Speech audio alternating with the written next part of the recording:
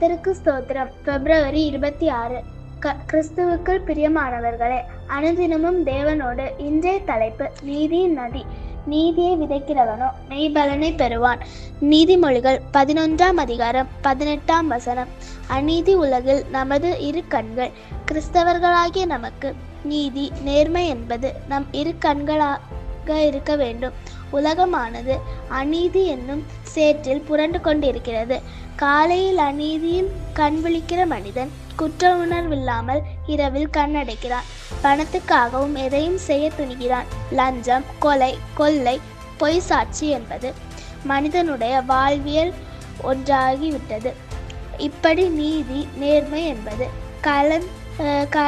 காணல் நீராகி போன இந்த உலகத்தில் கிறிஸ்துவின் அடிச்சுவடுகளை பின் செல்கிற நாம் இந்த கிறிஸ்து நமக்கு காண்பித்த நீதி நேர்மையை உலகுக்கு பறைசாற்ற வேண்டும். கிறிஸ்து இந்த உலகத்தில் வந்தபோது உலகம் அவருக்கு பெரிய அநீதியை இழந்தது. பணத்துக்காக பரிசுத்தரை விற்று போட்டான் யூதாஸ்.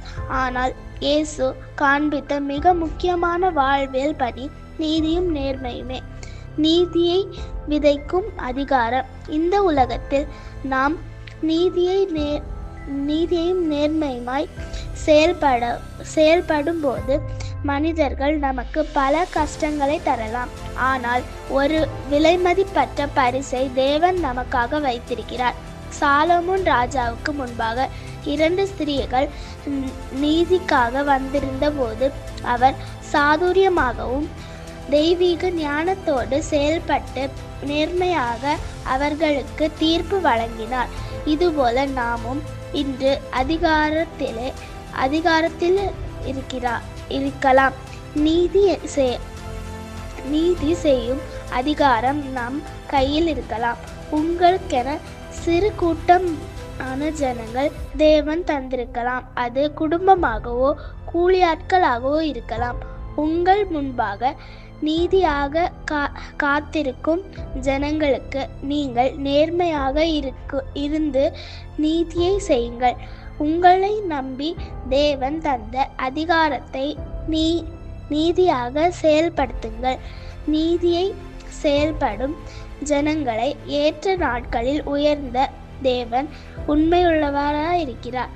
உள்ளதை உள்ளதென்றும் இல்லாததை இல்லாததென்றும் சொல்லுங்கள். நீதி என்னும் நீதியில் நீராடும் பறவைகளாய் இந்த உலகத்தில் சுற்றிடுவோம். இயேசு கிறிஸ்து தாமே நம்மை நீதியின் பாதையில் வழிநடத்துவாராக. ஆமென்.